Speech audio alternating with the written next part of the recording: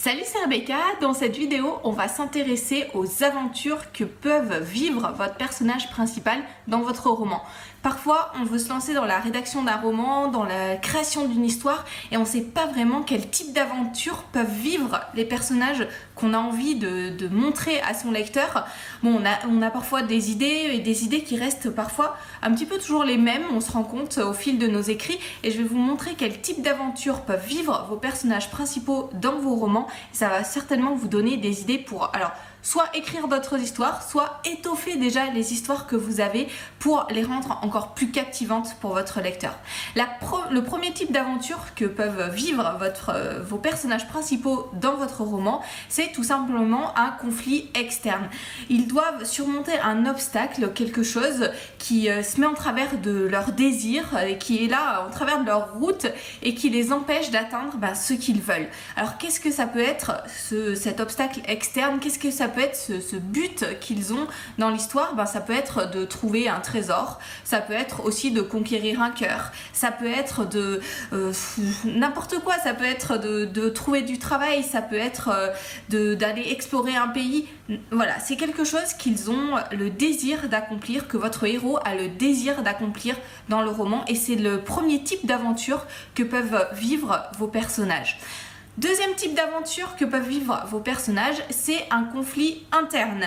Alors là, on arrive vraiment au cœur de vos personnages principaux et notamment de votre héros.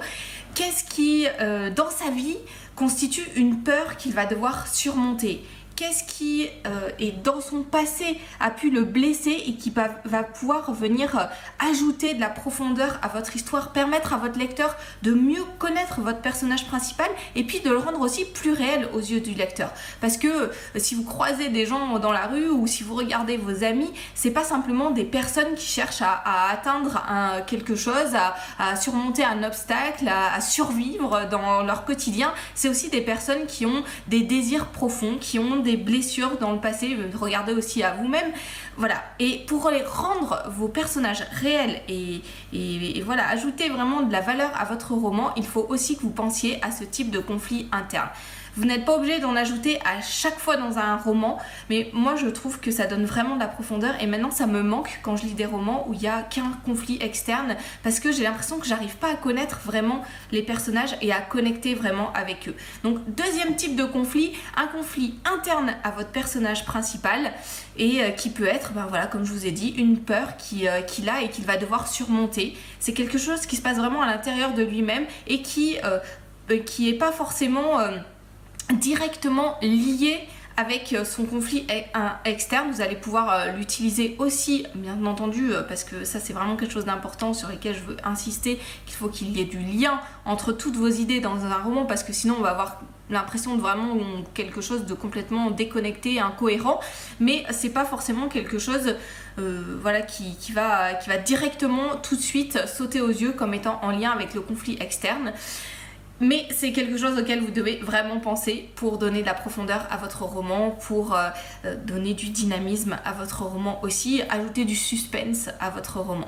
Donc un conflit externe, ça peut être un premier type d'aventure que va vivre votre héros. Un conflit interne, deuxième type d'aventure que va vivre votre héros. Et puis votre héros est entouré aussi de plein d'autres personnages qui eux aussi ont une progression. C'est pas des personnages statiques, c'est pas des personnages qui sont des simples figurants qu'on va pouvoir tuer comme ça parce qu'on a envie de mettre de faire mourir quelques personnages parce qu'on se dit ah tiens c'est ça qui va donner un peu plus de dynamisme. Non, c'est pas des figurants, c'est aussi des personnages qui ont une progression comme les personnes qu'on croise dans la rue et qui sont dans notre monde réel, sauf que là c'est dans votre roman, c'est aussi des personnages réels et ces personnages là vous allez aussi devoir les faire progresser. Et le fait qu'il y ait une progression, qu'il y ait une évolution, qu'il y ait vraiment un rôle pour ces personnages secondaires, ça va faire qu'à certains moments, ça va susciter aussi d'autres aventures, ça va susciter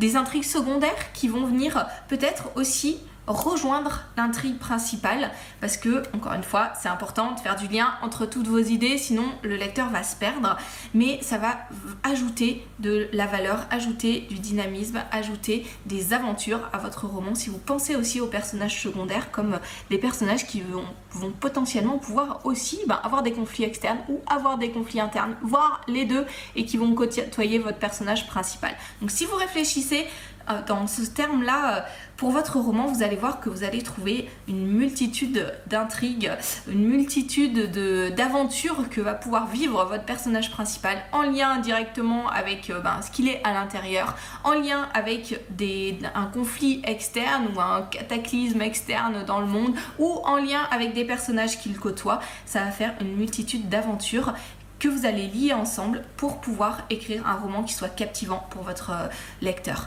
Alors je vous explique comment aller un petit peu plus loin dans la formation qui sort demain.